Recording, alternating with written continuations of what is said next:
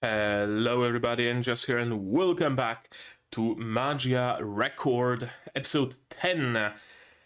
We are 3 episodes from the end, and I'm still finding it kind of hard to predict where the end is going to be. How this season is going to end, because I know that there is one season more worth of episodes, but they're split into 2 more episodes. I think it's like season 2 is 8 episodes, season 3 is 4 episodes, something thereabouts. So it's not the end of the story, but we are slowly but surely nearing the end of the season. And I can't help but wonder what's gonna happen. I don't think we're gonna solve the question, the mystery of the Magus, because what would be then left for the other 12 episodes? Maybe the mystery of Ui, assuming those two are not connected. I don't know. I guess maybe it's still a little too early to be talking about it. Perhaps we're gonna learn about the actual finale, what's it gonna be, only in episode 11 or 12, maybe in today's episode, I don't know. And I have a hair on my tongue, I must have cursed. But yeah, episode 10. What happened in episode 9? Well, in episode 9, we met a new magical girl. We met Sana Futaba, who was trapped in a rumor. In a rumor who, curiously, has been created from an AI, from a discarded AI. So, not a witch, not a magical girl, something completely outside of this realm. That alone is very interesting. That rumor, apparently, was to be used by Magus, somehow. Now, we knew already that Magus control the rumors, somehow, but we still weren't sure what exactly use they have for them. Or rather, I suspected that the Magus is creating those artificial witches, so rumors, to bring a lot of magical girls to Kamihama City, to, I don't know, maybe save them all at the same time, or, whatever kind of a plan they might have had. But it turns out there probably is even more to that. That rumor also had consciousness, because she was trapping Sana and befriended her, even. She even said Daisuki, which isn't quite Aishiteruyo, but, for all intents and purposes, it is an expression of love. So we know that that rumor, that AI had some emotions, had some consciousness, and of course wanted to let Sana go, wanted Sana to go and live with other magical girls instead of just living with her alone in a virtual world. To that end, she wanted to be defeated, wanted to be destroyed. That's why she contacted Iroha. And in the end, who was it? Alina Gray of the Magus arrived because she apparently figured some things amiss in this virtual world. Infected the AI, the rumor, with something, and Sana had to deal the finishing blow. So now the rumor is no more, I think. Maybe it wasn't shown explicitly. Sana is probably free. I don't know. It wasn't shown explicitly. Iroha is probably as well. I don't know. It wasn't shown explicitly again. So it's kind of hard to tell whether the witch world, the labyrinth, is still alive without the host, or has it disappeared, or what's the deal here. We'll see. And of course, at the end, we see the other friends of Iroha, that was Yachiyo, Tsuruna, and Felicia, who also intended to enter this virtual magical labyrinth world through the exit, which would make me believe that the world hasn't disappeared with Ai's death. I don't know, man. I really don't know. I guess all of that remains to be seen in today's episode. And I'm gonna. Oh no. There we. Why? Why are you like this?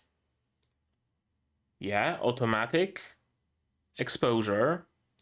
Lock the current exposure. Turn off automatic exposure. Why are you so dark? I guess maybe just locking alone would be enough. Yeah, okay, exposure doesn't change. Okay, that's good. Yeah, what do I expect from today's episode? Perhaps a little bit more of Sana's story. Sana, interesting. Interestingly, she has a tragic past, like most magical girls, and she made a wish to disappear. As it turns out, she was a little bit hasty with that wish, because it turns out that disappearing frees her from one kind of a hell, but puts her in a whole another kind of hell of her own creation, essentially. So now she is also filled with regret for her wish. So it's going to be interesting to see her transformation, growth, maybe, probably. I have a feeling that she's going to be another inhabitant of the boarding house. We shall see. After all, nobody else except magical girls can actually see her, so it would make sense that her friends would be other magical girls, right? So I fully expect this episode to be mostly focused on her. Maybe another fight with Alina, because the fight from the previous episode was, I don't want to say lackluster, but it wasn't to the degree of previous fights from Magia Record, and probably Friends Ex Machina arriving, helping Iroha. I don't know. We'll see. My tongue is twisting a little bit today. I haven't slept well. My cat woke me up after 5 hours of sleep. Yeah, because she wanted to be petted. So I had to lay her down on my bed. I had to pet her. Then she went somewhere. I went back to sleep, and just as I was falling asleep, she came right fucking back, demanding more pets. So I really haven't slept well. So if my tongue is slipping, blame my cat. Okay. Now, with all of that, we can start watching episode 10 of Magia Record, finally. To do that, you will of course need your subs to follow along with me. I'm going to need my sound to hear what is going on in the show. And I'm also gonna have to ask you guys for your support. Support the channel monetarily on Patreon or YouTube, linked down below, or not. Share my content, spread the word, costs you nothing, helps a lot. And with all of that out of the way, we can start watching episode 10 of Magia Record in 3, 2, 1, go.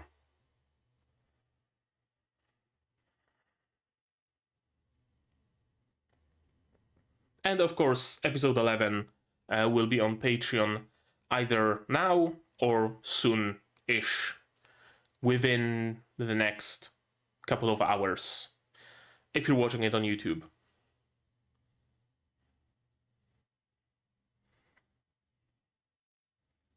Sana living the happy life that she hasn't lived, actually, with a doll that looks very much like Ai.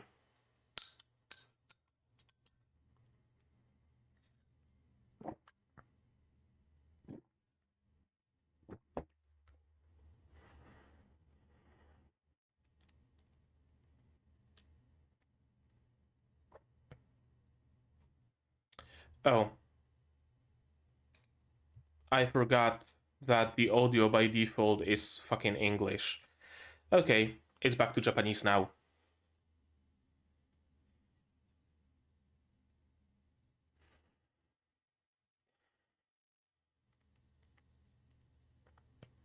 Is the world restarting?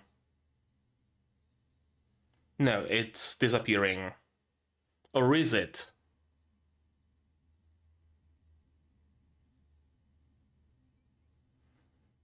Well, shit. Not the best moment to get dehensioned.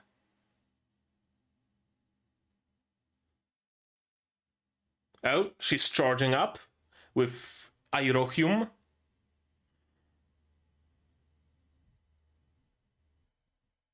Maybe, I don't know. We still haven't really touched upon the Iroha powers. How she can just boost any other magical girl. Have we?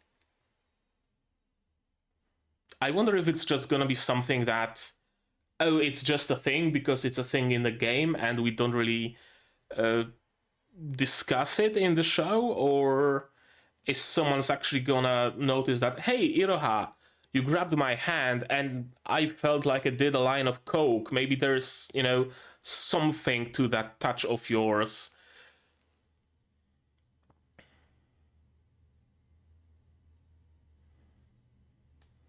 Right, and we still have to deal with Kaede's disappearance.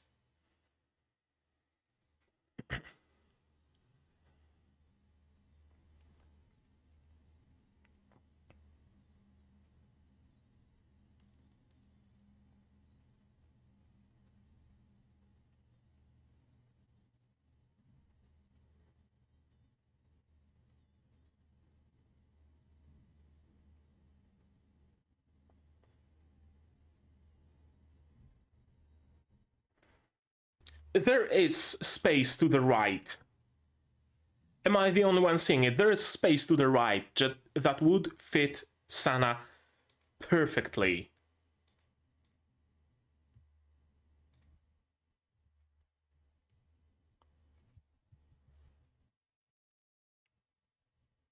What is that?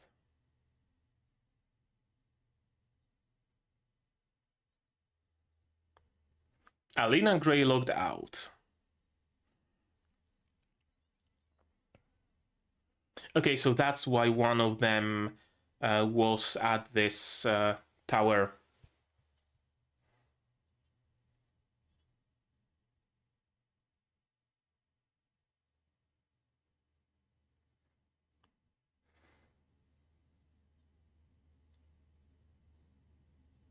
Too late. Magnetic mode, okay. It's a Gundam. Or, well, some sort of a robot. It has a nose. An EMP? No, just a really strong magnet. Why would you have a walking computer that also works as a magnet?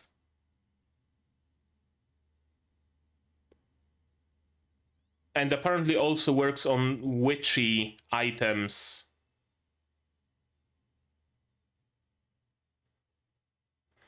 What would be the purpose of its existence? Here's the cube again.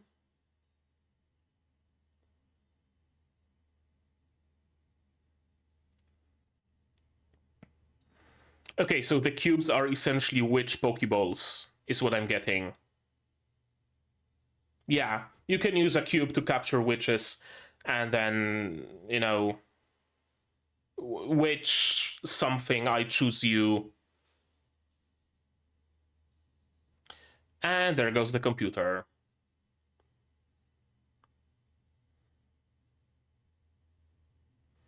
Is Alina gonna save them?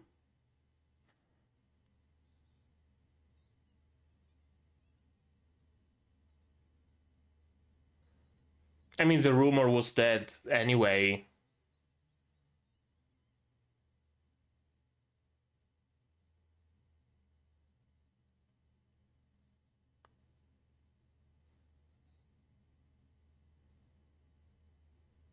Okay, she's good.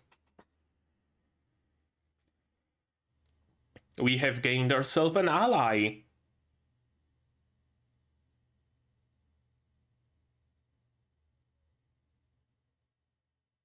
Oh, that's cool.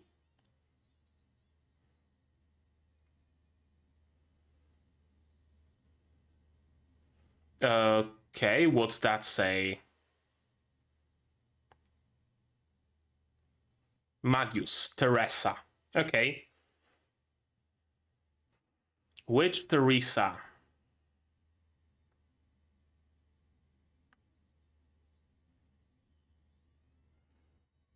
And of course, this musclehead is just running face first.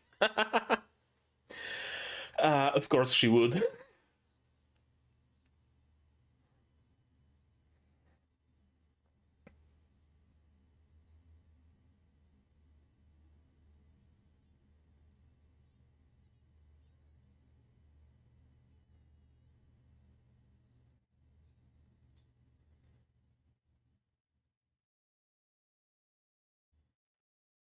Nice track in the background.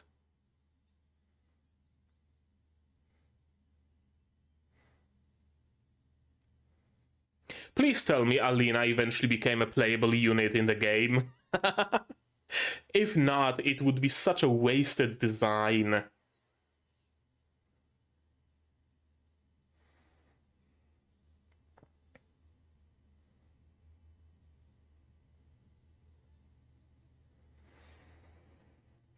You're probably gonna need a dose of Irohium. Or, okay, maybe it's not just Iroha.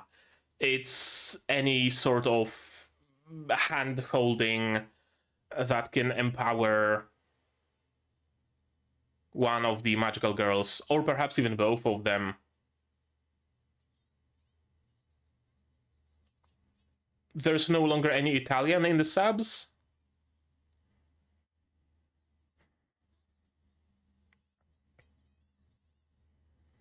Okay, she's getting witchified.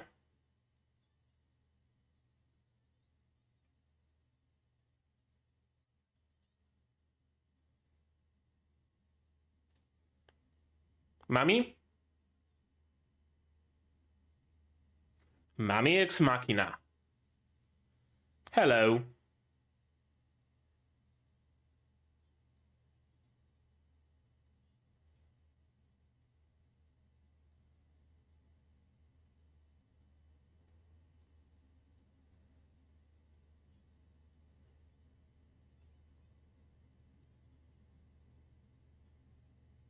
Oh, so Mami is with them?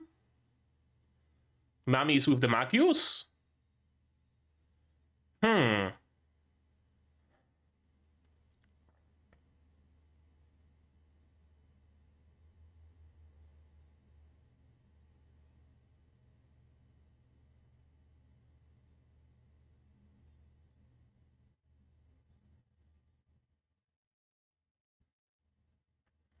Oh, so is Alina rebelling against the Magius as well?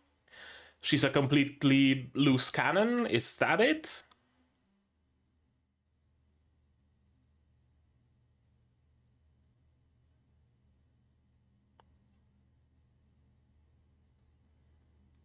And there's the Italian.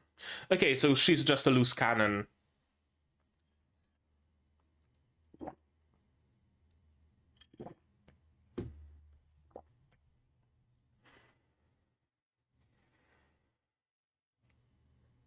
Yeah, there's the Magius spin.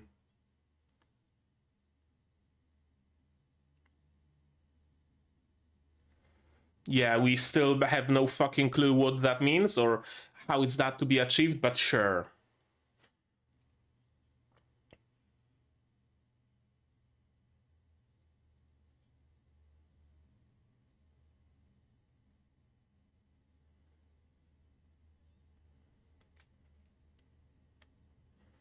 Hmm.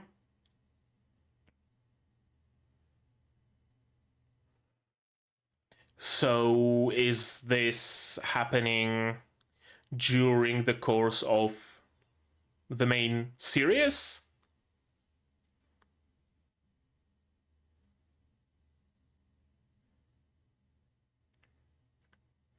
Why else would Mami have memories of meeting Madoka and Sayaka?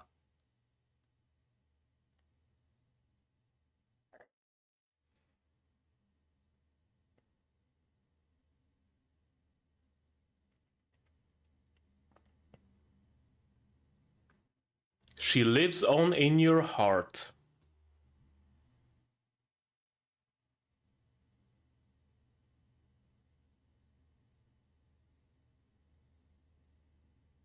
Ah, yes, of course.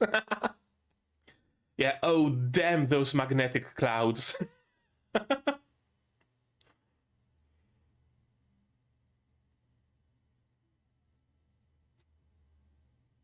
And of course, as I suspected, Sana joins the boarding house.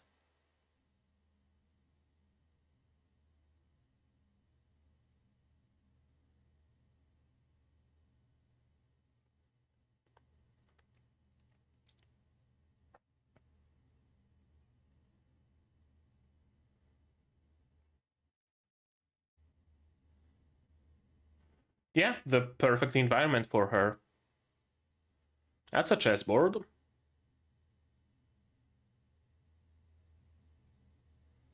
Yes. An astute observation.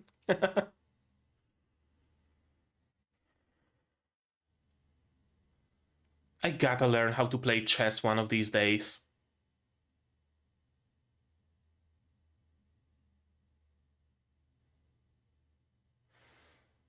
Probably not to the point of knowing what a Bulgarian cam socket opening is, but at least knowing the moves of pieces and whatnot.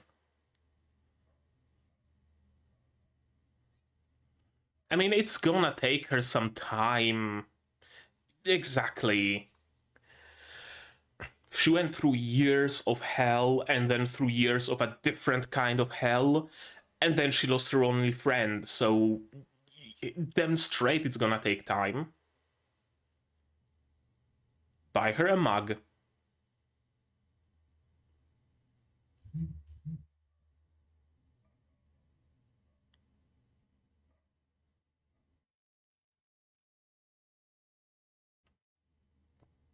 Yep, we going shopping. Is the rest of this episode gonna be slice of life? I wouldn't mind it. I'm gonna be perfectly honest with you, I really wouldn't mind it if the rest of the episode is just them shopping, having fun, trying on new clothes, cooking, fun stuff like that. That's one hell of a mug store.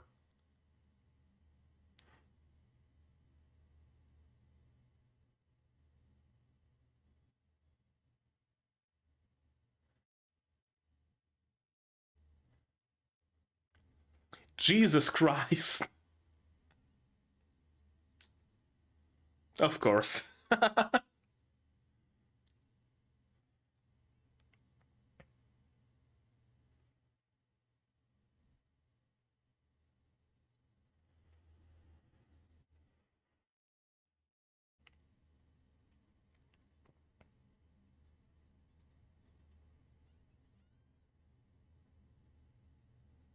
Some cute design she's looking at.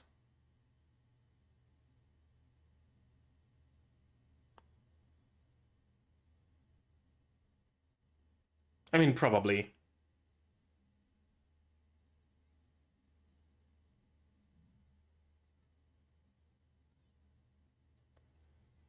I mean, you kinda are. Yeah, found family.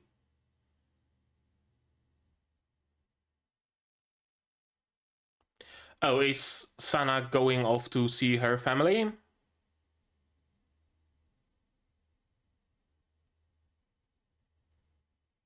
You're gonna get that gem real dark, Sana.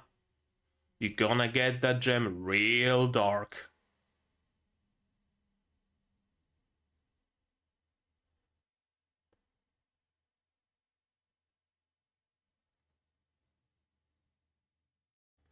That's a welcoming place.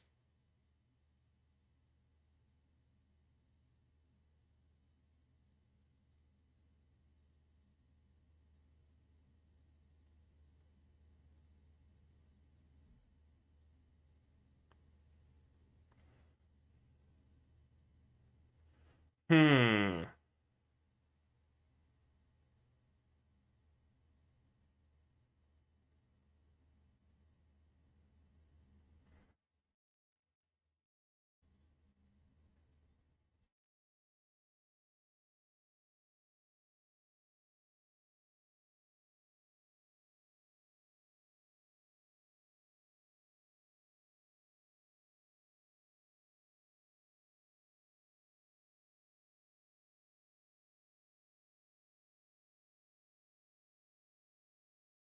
4 pieces.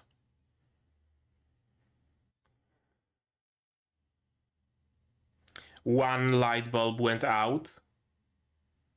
Hmm.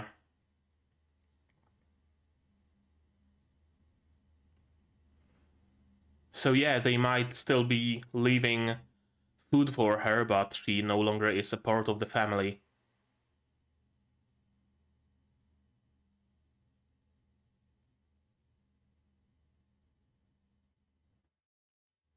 Right? Families all around.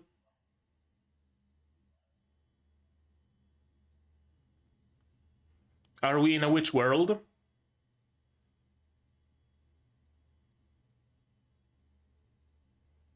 No, just a mental illusion thing.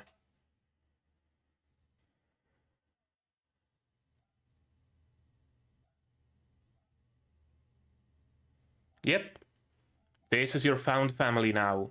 And what do you know? You also get some omurais. Or is it Hamburg steak? I think it's Hamburg steak. That's an Xbox, isn't it?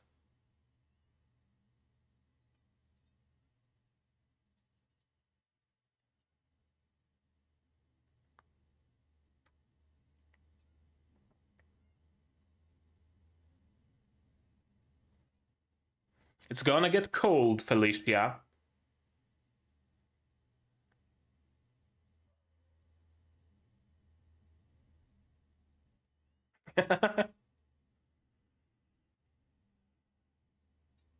She's new here.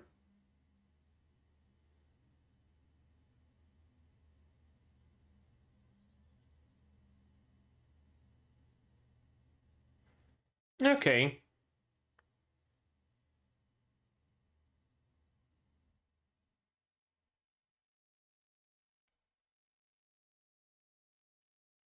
There we go. My name. Yeah, someone finally said it. That was a nice episode. That was a really nice episode.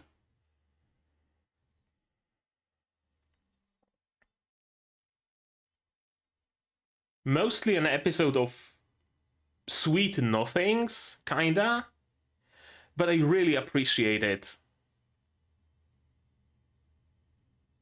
I really appreciate this little bit of downtime, honestly. That was something that just wasn't a thing in Madoka Magica in the like main series, right?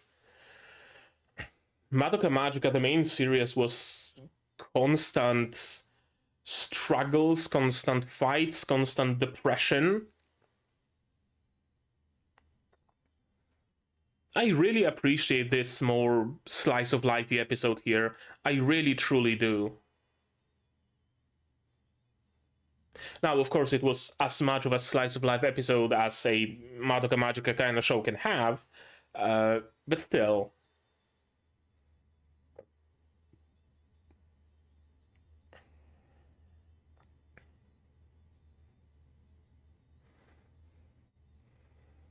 I suspect from the next episode on, we're gonna see Sana in the opening.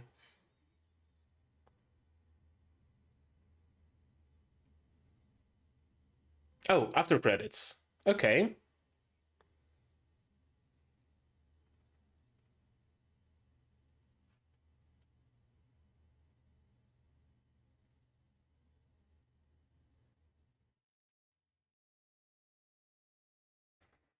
Okay, 2 more people sitting by that table.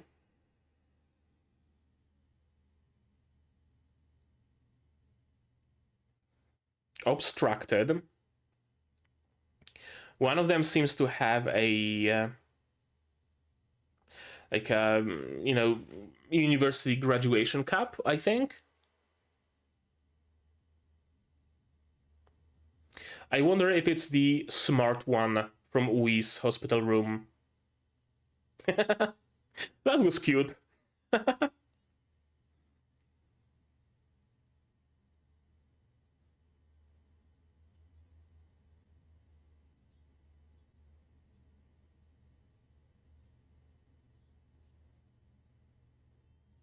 Nah.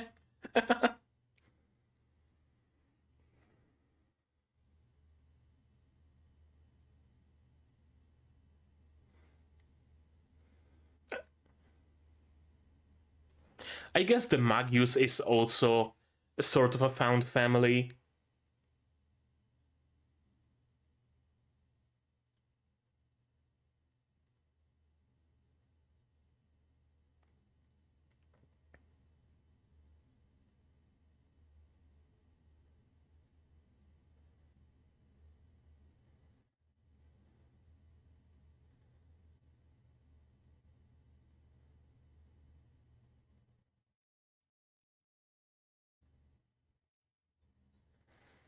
Yeah. I mean, Mifu is a one thing, we don't really know her as a character. But the fact that Mami is on their side? Hmm.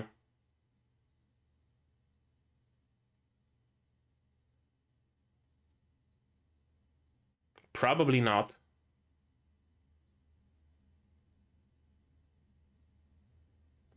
Okay, so Nem was mentioned. Okay, so we pretty much have a confirmation of the 3 Magius. There we go. Okay. What a banger of a reveal to leave at the end, at the after credits scene, right? Okay, how about we watch it again, shall we? There's gonna be a little bit to talk about.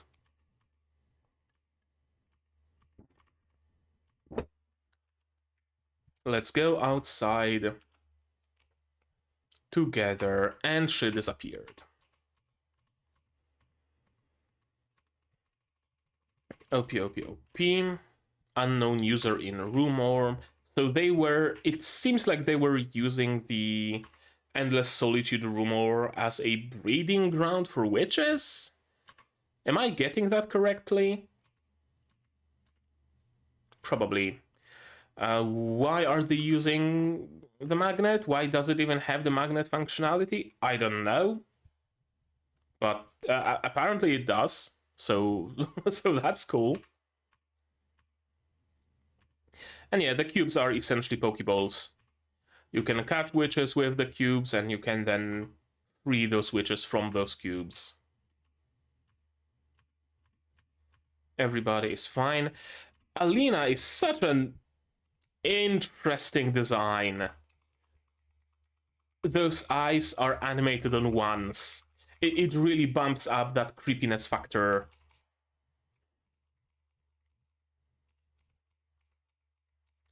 Such a cool effect, such a great design. Yeah, rearing cage, so essentially a breeding ground for the witches. Huh. Alina doesn't seem to be following with the Magius either, which is very interesting. She really seems like a loose cannon. I choose you, Pikachu!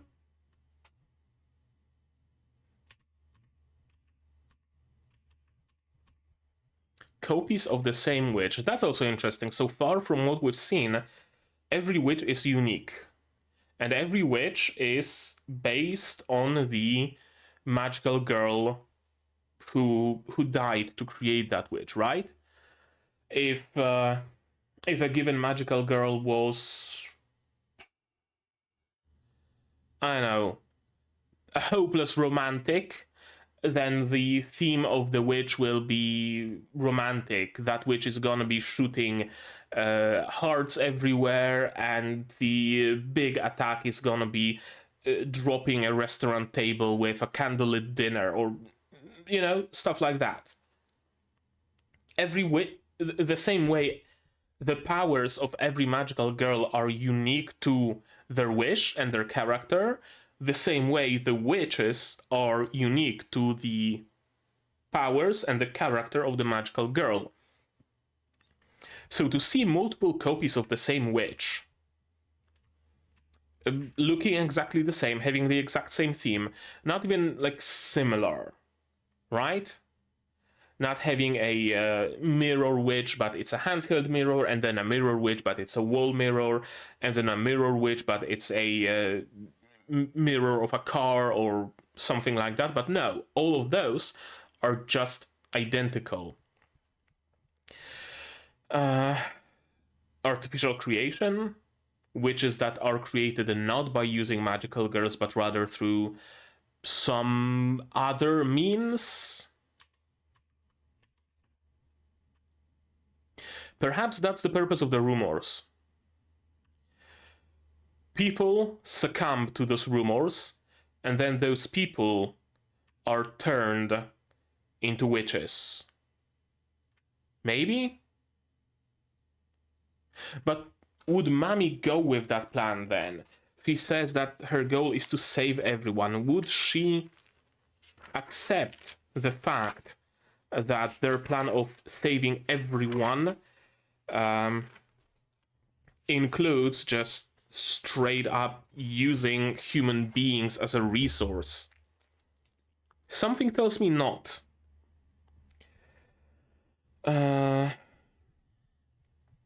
Rumors turn humans into artificial witches. See, we don't know Mifuyu's character. We don't know what kind of a person she is. We can kind of infer it from what we know about her so far, but ultimately we don't know about her motivations, why she became a magical girl, etc., etc. We know those details about Mami, though. And I think that might be a reason why the creators had Mami join the Magius. Because thanks to the fact that we know what kind of a character Mami is, more or less, we can kind of figure out what kind of an organization Magius is, what their goals potentially are, and that they don't stand opposed to Mami's sensibilities. Kinda, sorta. Mami was always the protective one, right? She always protects the Kohais and tries to guide them, etc., etc. So I don't think she would jump at the occasion of just killing innocent people.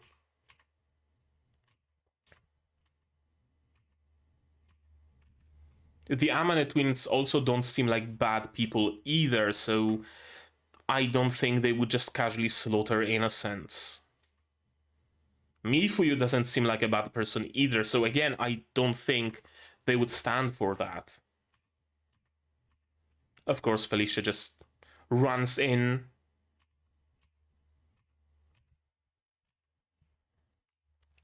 Yeah, so this is not something unique to Iroha. All this time I thought it's protagonist powers. As I said, when it occurred the first time, I thought it's something like the Princess Knight from Precon, where he can boost the powers of any of the characters from the game, or something like Navigator from Alchemy Stars, how he can see the light traces and guide everybody in combat to the most optimal positions and attacks and whatnot. I really thought this is Iroha powers. That's why I've been referring to it as Irohium Charge and whatnot. But it seems like it's something else. Could it be the literal power of friendship? the sum of two parts is greater than those two parts individually. I think that might be it. I think that might be it. The bonds between people, the bonds between magical girls, the power of friendship. When you touch hands with another magical girl, that bond you share, if you share a bond, gives you both a boost in power. Something thereabouts. Let me note it down. Literal power of friendship, semicolon, hand holding boosts the power of both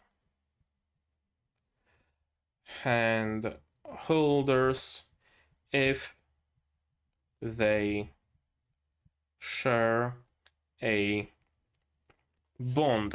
Explains why Iroha was able to boost Tsuruno. She was pretty much the first, well, not the first, but one of the magical girls who was straight up friendly towards her. And they got that little bit of a bond built up. That explains why she was able to boost Felicia, because Felicia also had some nice bond built up with Iroha. Explains why Tsuruno was able to boost Felicia and why they were able to boost each other, because they are co-workers, and also I don't think they live together, but they are co-workers. So, right, the more bonds you share, the stronger your bond, the bigger the chance is that you can boost each other. Something thereabouts. Kind of funny that at the beginning of this episode, at the beginning of this video rather, I said that, oh, are we just not gonna touch upon the Irohium boost? Well, there we go, it's not just an Irohium boost.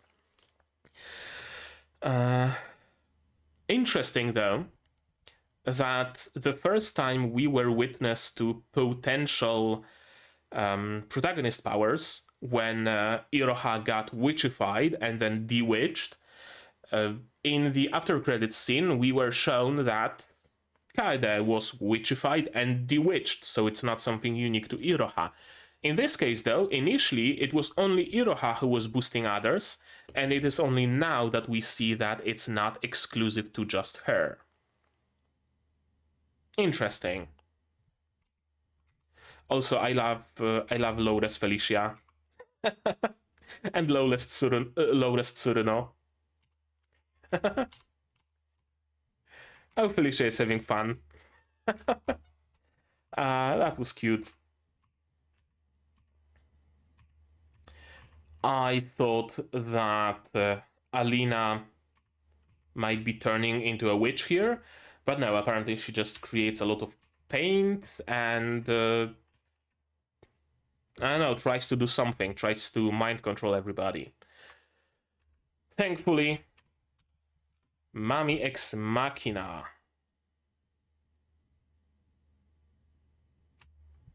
Almost a headshot. Yeah, she just shot her cap through the brim, not leaving any marks because magic weapon, of course. They don't show her Magus pendant. Interesting. Only now they do, so I guess it doesn't really make much of a difference.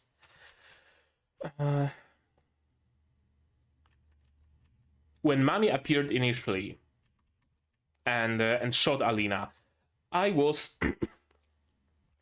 thought that, oh, hey, Mami Ex Machina, right? We get another ally that sometimes appears, not always, not often, but sometimes when shit goes south and saves our main characters, isn't quite an ally, but is aligned to... I don't have any better words to put it. But no, apparently, Mami is part of Magus, but she still has those very strong moral grounds, and she still is true to her convictions. She will not stand for Alina just sowing unnecessary death around.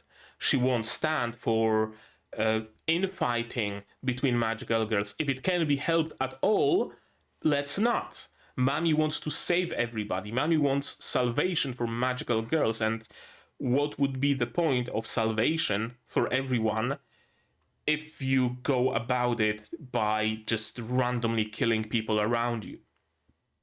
It would be contradictory, and Mami's morality is too strong for it. So of course she will not stand for what Alina is doing. And Alina seems to be a loose cannon like that. I didn't quite understand the circumstances at the time. Now you do, and thus you decided to join the Magus. Which again tells me that at the core, Magus isn't an evil organization, right? They aren't mustache-twirly, scheming villains. But rather, they genuinely want good for the magical girls and for the world. They just go about it in a different way.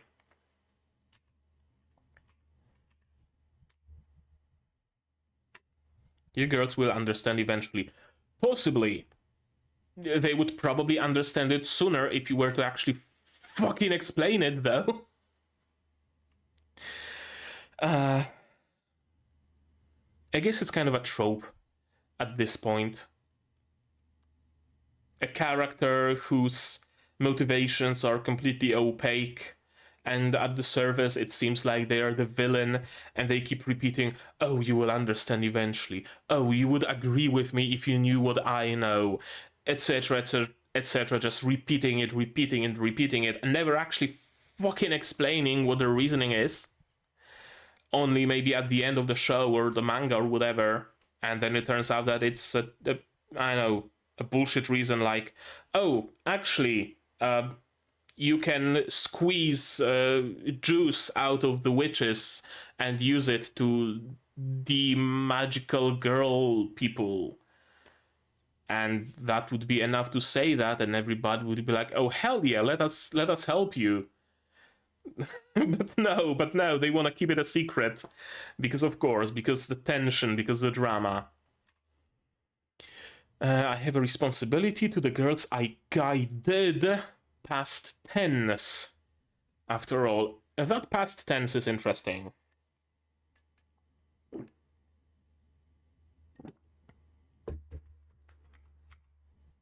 She reminisces about Madoka and Sayaka.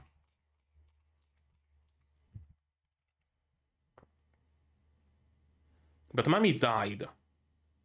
So this has to take place between Mami meeting Madoka and Sayaka and her death. Which doesn't really fit the timeline of the main series, does it? Unless this is a fucking Angel Beats scenario, and we are currently in the purgatory, and Mami is dead right now, and in her death, she wants to make up for, I know, not being a good senpai or whatever. Actually, fuck it. Kamihama is purgatory. might as well. Might as well.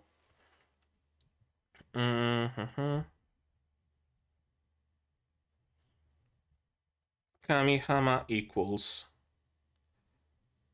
purgatory.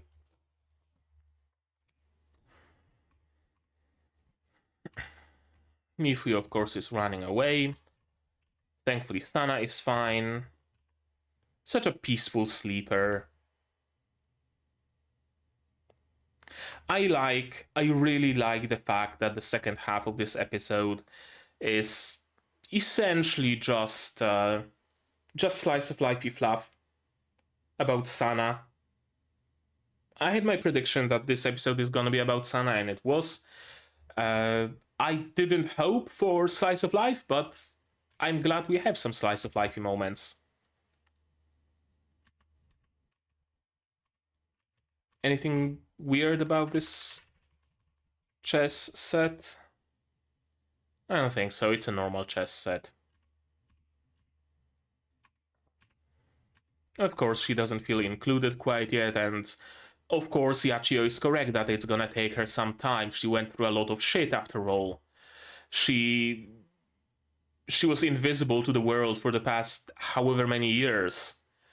It's gonna take some time to get used to it. I wonder if there is any significance to the, you know, situation on the chessboard here. Maybe, maybe not. Maybe those two positions of the black and white pawns have a specific name in the chess community and it's relevant somehow. Probably. I mean, fucking hell, every single position of pawns on the chessboard has some sort of a name. And we are going to buy you some mugs. But maybe some mug as well. Never had root beer, but all those memes about mug and watching Vine sauce it really makes me want to try some mug root beer. That's a very interesting store. I like that despite this moment, this half of the episode being just slice of lifey, going to the store, buying some mugs so that they have a not matching, but they have their own set and everybody has their own mug. Even though it's such a normal moment, of course the store cannot be normal. Of course it has to be a fucking liminal space in the place between dimensions, solid white with walls and walls of mugs reaching into the space above. Of course. And she likes cats.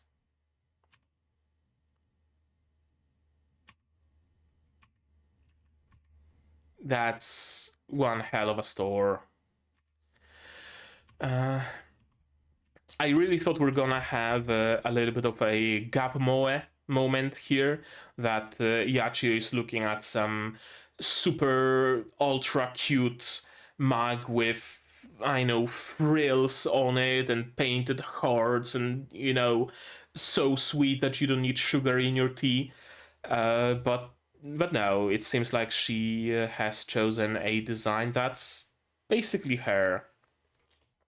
From what I can see, left to right, that would be Felicia, Tsuruno, Iroha, Yachiyo, and Sana. Yeah, I think that's a fair assumption.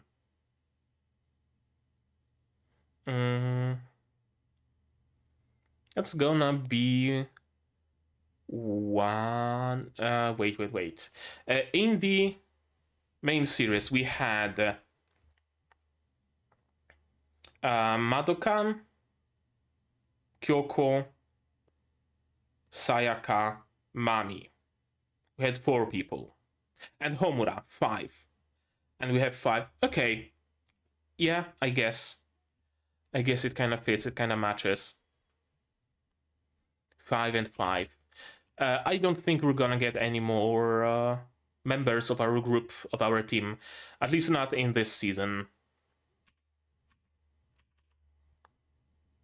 Both because of the mugs and both because of 5 people, 5 main characters in the main series and 5 main characters here as well, and also because there simply is no place for any more characters in the opening. In that one particular scene of everybody standing in front of the boarding house.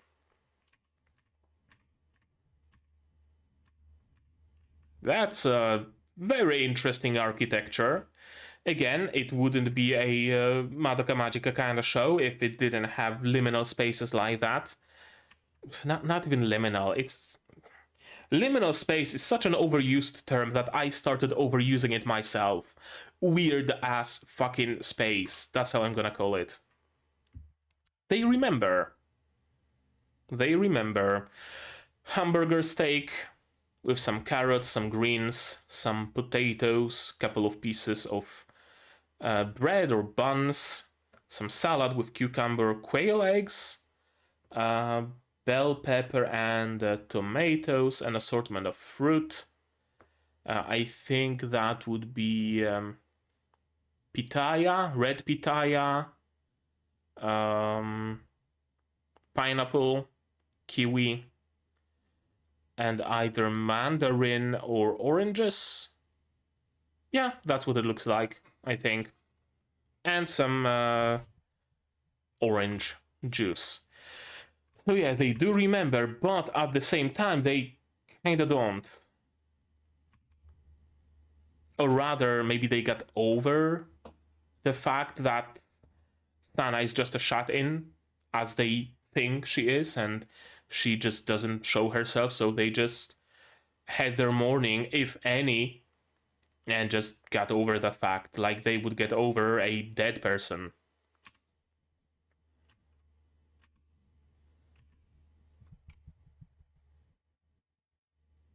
Yeah, a lot of the symbolism of force. One of the 5 light bulbs going out, the cake being cut into 4 pieces. They might remember maybe the mother, but she's no longer a part of the family. I'm glad she got a chance to get some of her personal belongings, though. That's cool. Everybody has a family, but I don't.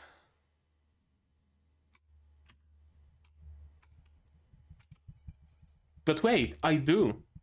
There is someone who calls me by my first name. There is a place I have. No one calls me by my name here, but here they do.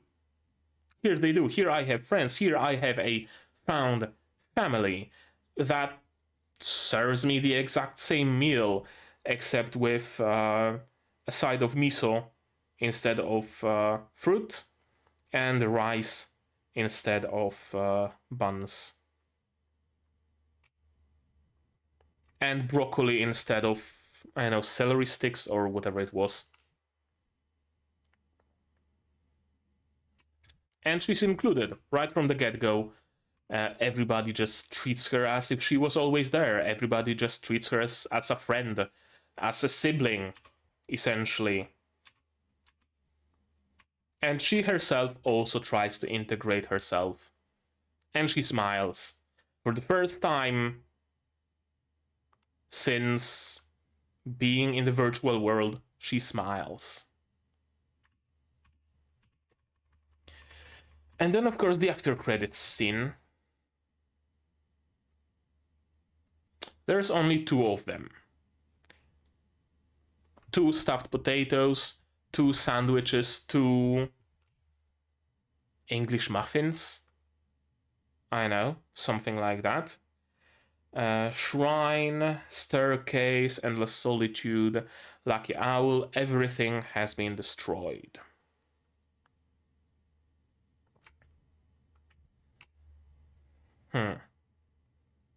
Interesting. Yeah, the one on the left has a graduation cap, ceremony, like graduation cap. So this is the smart one from Ui's room. And the one to the right is the other Magius. And the other person from Ui's room.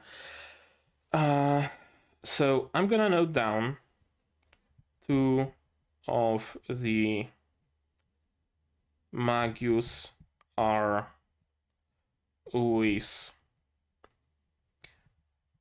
hospital roomies. In case it turns out Ui herself is not one of the Magius. In case it turns out that the 2 of them became magical girls and the Magius, but not Ui. Ui got deleted somehow. And perhaps one of the goals of the Magius is bringing Ui back.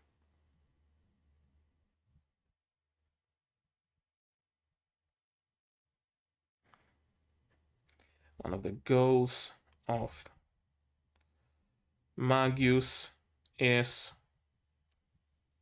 bringing Ui back. Perhaps Magus was created thanks to Ui's sacrifice in the name of Iroha. I want to help my One-chan, and it would be good if I never existed or what have you. And they want their friend back, so they started the whole Magus organization to, we lost our friend because of magical girls and witches and whatnot, so we should find a way to get rid of that system.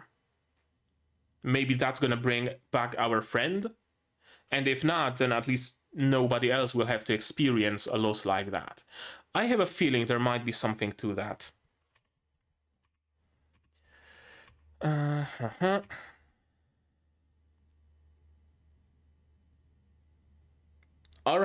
Is her double ahoge supposed to be a crescent moon? Is it supposed to be horns? Is it supposed to be a like flaps on the octopus that takodachis are based on? I don't know, could be either. And yeah, it seems like Magus, at least in part, is also some sort of a found family. There is still this girl, the blonde, who I don't think appeared besides that one phone call to Yachiyo. I wonder where she is, and I wonder if we're gonna see her. Probably not in this season, but maybe in future seasons.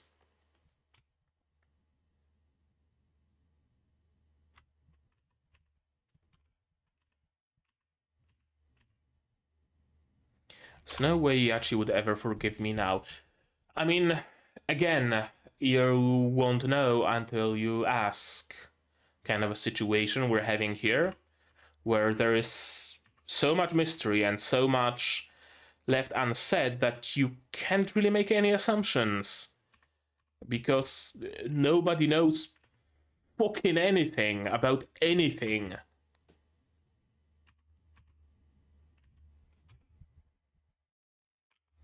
I won't waver. Yeah, sure, let's see. What are the wings of Magus trying to achieve? Yeah, that's a very good question. Hiding witches and rumors up their sleeve, sure, but we don't know to what end. Frequented the endless solitude, sure, to breed witches. Nemu Hiragi. So we finally have a little bit of a trail. We don't know of Ui, but we know that one of her roommates is one of the Magus. So it would stand to reason that the other one of the roommates is also the Magus. So it would stand to reason that Ui also has something to do with the Magus, be it Ui being the purpose for Magus' existence because they want to bring her back, or Ui being part of the Magus. Which would be kind of hard if she was erased from reality.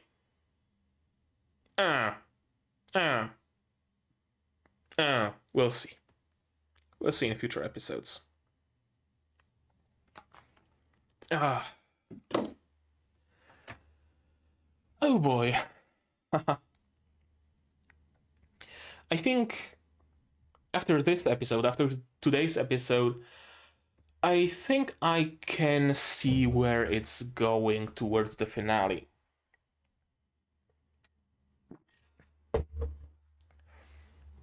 I think the finale will be some sort of a big reveal of who the Magus are, and perhaps even of their motivations and goals.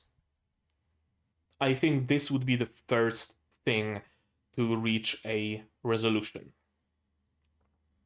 Meanwhile, the finale of the series as a whole will be either finding Ui or finding out what happened to her.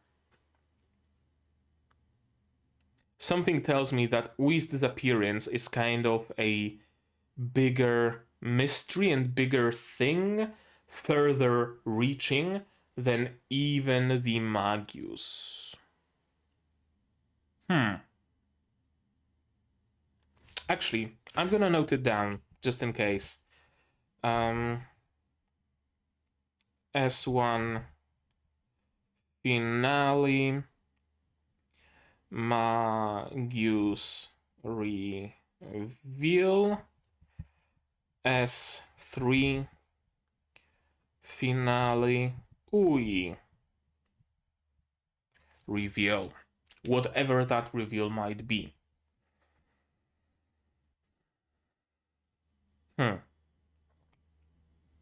This episode is kind of similar to the previous one in that it didn't do much. All things considered. Again, it didn't do much, but at the same time, it did a lot. Right? Because ultimately, not really that much happened. We had a little bit of a fight with Alina at the top of the tower, and then we got some slice of life with Sana. And that's how you could sum up this episode, and you wouldn't be wrong to sum it up this way. But at the same time, we got a lot. We got a lot out of it. We know that even within the Magus, there is a little bit of a schism. Perhaps it's only Alina who's that sort of a loose cannon, perhaps not. We know that Mami is a part of that organization, which means that Wings of Magus or whatever you want to call that organization doesn't go against Mami's sensibilities, whatever they might be. Mami going against Alina also isn't seen as something bad. It's not seen as, I don't know, a betrayal, for example, by the Amane twins. It's expected that the Wings of Magus will be protecting fellow magical girls, even if they are not a part of the Magus as an organization. So it tells us that their goals are probably ultimately good, but they are either portrayed in a very evil light, or they are trying to go for the ends justify the means kind of deal. And a couple of non-magical people just disappearing within the rumor, oh well, that is the price we are willing to pay to eradicate the world of witches. Could go either way, honestly. But in that case, I don't think Mami would have joined them unless that fact was hidden from her, which is not an unreasonable assumption. We also get a reveal that the Magus, at least one of them, but probably both, are Ui's roommates, which directly connects Ui's case to the Magus. We don't know how yet, but we know that it is a connection. That's a plenty big reveal. And what else? We also know more about the cubes, that they function like Pokeballs. What gave that technology to the Magus, though? Could it be that it was achieved thanks to Ui's sacrifice in some way? Maybe. Maybe it's because one of the roommates was a bona fide genius.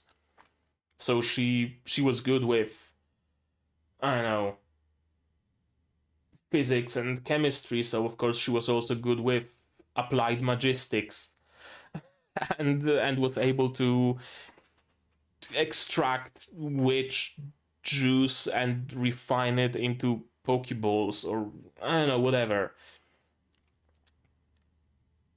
A lot of questions, but also a lot of answers, but also those answers provide us with more questions.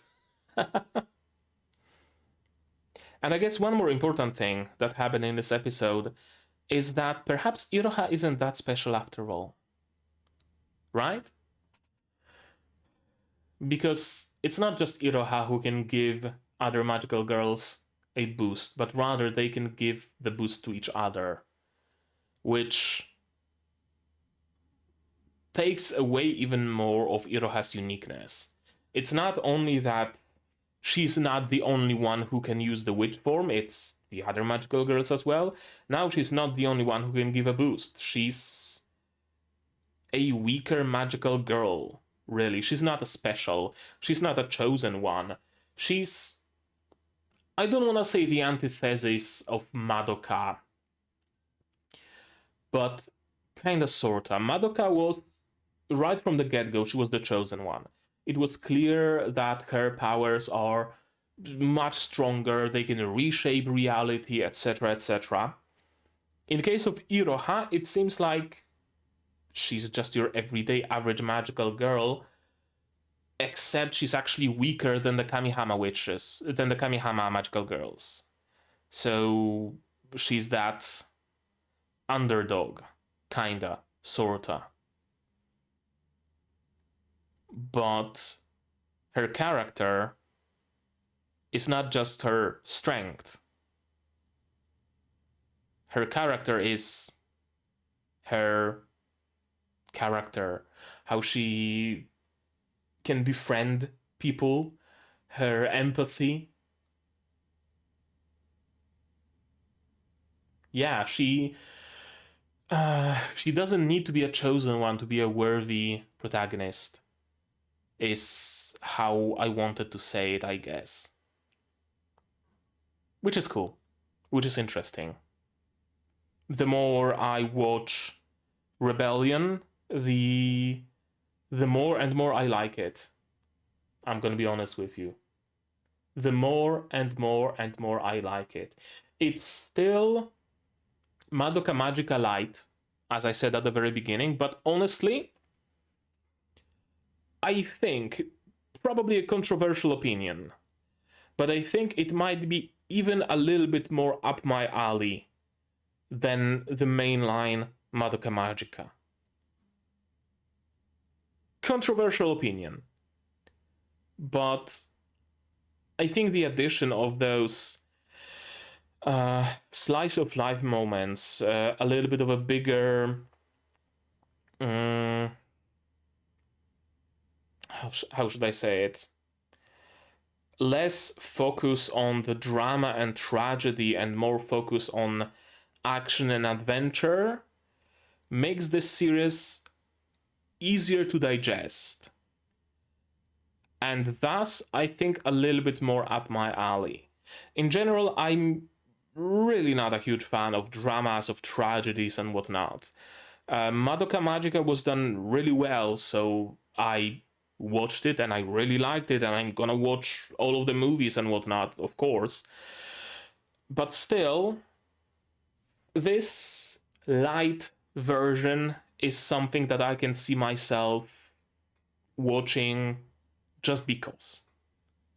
You know, not because it's a classic, not because it's such a good show, it's such a masterpiece and whatnot that I have to watch it with reverence almost, but rather it's a show that I would just put on my TV and just kick back with a bag of chips and just watch it and have fun with it. They are very different in that way, I feel. Maybe it's because I don't quite remember fully, or rather, I don't remember is the wrong way to put it. There's been some time since I've seen Madoka Magica, the main series. So maybe that distance in time clouds my judgment in that way. But those series seem different. One is not necessarily inferior from the other, but they're certainly different. And I like that difference. So, hey, good episode, good series. I'm gonna be watching more. I'm gonna be waiting for more. And now I think we're gonna end it. So how about you guys? Tell me now down in the comments below, what did you think of this episode, of my reaction, my theories, stuff like that. No spoilers, please. Spoilers, go to my Discord here, also in the description. Like this video if you liked it, dislike it if you didn't, but tell me why so I can improve. Subscribe to the channel to be notified of future releases of not only Magia Record, but also Helk, Shy, Frieren, Undead Girl, Murder Farce, Shield Hero, Shangri-La Frontier, and plenty of other shows coming at you in the future. I also stream sometimes, so you might want to click the bell to be notified of when I go live. Support the channel if you want monetarily on Patreon, linked down below, where for $10 a month you get early access to non-seasonal shows like Magia Record, and for just $1 you get a role on the Discord and a place in the credits. You can also support me on YouTube itself via memberships, super thanks, stuff like that, also down below. And if you don't want to spend any money whatsoever, you don't have to. Share my content, spread the word. It costs you absolutely nothing and helps the channel a lot. And now, with all of that out of the way, that's gonna be it from me for today. So as always, you guys do the good stuff. And I'm gonna see you in the next one. Cheers! And here's my wonderful Patreons: Kyuubey without a net, group of survivors, Irene, Shoshu, Akamaster, Fassel, David, Dr. Water, Marshall, and Hans Peter. And you can join them without having to buy a mug.